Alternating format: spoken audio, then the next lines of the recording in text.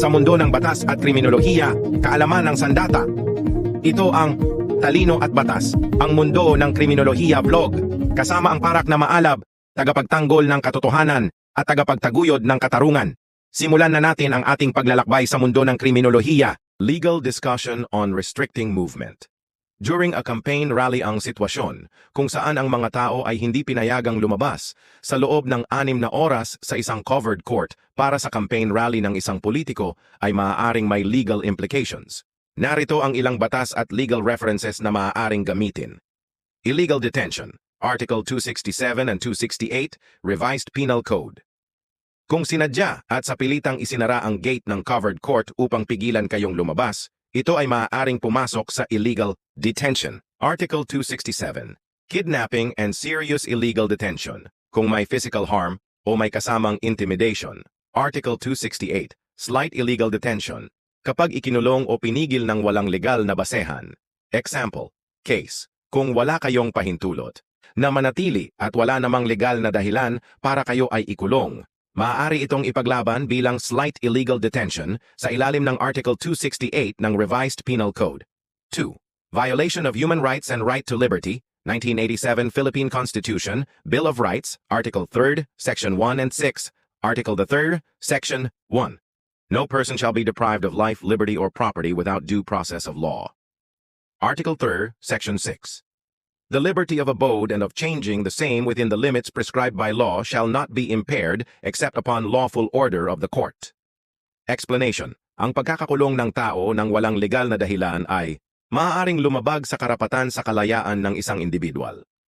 Hindi maaaring hadlangan ng isang tao sa kanyang paggalaw, maliban kung ito ay may legal na basehan gaya ng quarantine, curfew, o police operation. 3.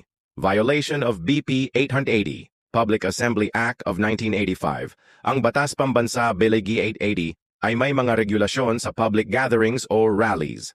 Section 9. Dapat walang paglabag sa karapatan ng iba sa pamamagitan ng harassment, pananakot, o hindi makataong paraan ng pagpigil sa paggalaw ng mga tao. Example. Case.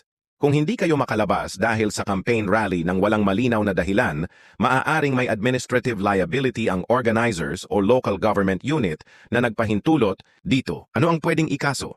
Slight illegal detention. Kung sinadya ang pagpigil sa inyo ng walang legal na basehan. Violation of human rights. Dahil sa paglabag sa inyong karapatan sa malayang paggalaw. Administrative complaint. Laban sa mga opisyal o organizers kung ginamit ito bilang political harassment. Legal basis, illegal detention, Article 267 and 268, Revised Penal Code.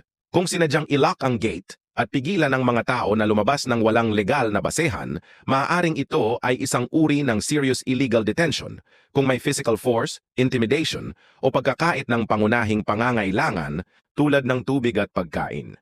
Kapag walang puwersahang ginawa ngunit may pananatili ng mga tao laban sa kanilang kagustuhan, maaari itong ituring na unjust deprivation of liberty o light illegal detention.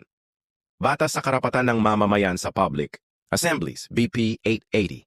Kahit na political campaign ang ginagawa, hindi maaaring pigilan ang mga tao sa kanilang kalayaan sa paggalaw o pagbili ng pagkain at tubig. Administrative complaints against public officials kung ang local government officials o organizers ang nag-utos ng pagsasara ng gate, maaaring may pananagutan sila sa paglabag sa karapatan ng mamamayan. Ano ang maaaring gawin? Humingi ng paliwanag sa organizers kung bakit isinara ang gate. Maghain ng reklamo sa barangay o local government kung naapektuhan ang kalusugan o kapakanan. Kung may video o ebidensya, maaaring i-report sa Commission on Human Rights, CHR, o sa PNP. Magandang araw sa inyong lahat. Ako si Lowell Esmeniano, R-Crim MSCJ, at ito ang Talino at Batas, ang mundo ng kriminolohiya vlog. Dito, tatalakayin natin ang mga maiinit na issue tungkol sa krimen, hustisya, at batas sa Pilipinas. Ano ang masasabi mo tungkol sa ating topic ngayon? May gusto ka bang ipatalakay sa susunod? I-comment lang sa baba at sama-sama nating pag-usapan ang mga bagay na dapat mong malaman tungkol sa batas at krimen. Huwag kalimutang i-like, i-follow, at i-share para mas marami pa ang maging aware. Hanggang sa susunod, dito lang sa Talino at Batas, ang mundo ng kriminolohiya vlog.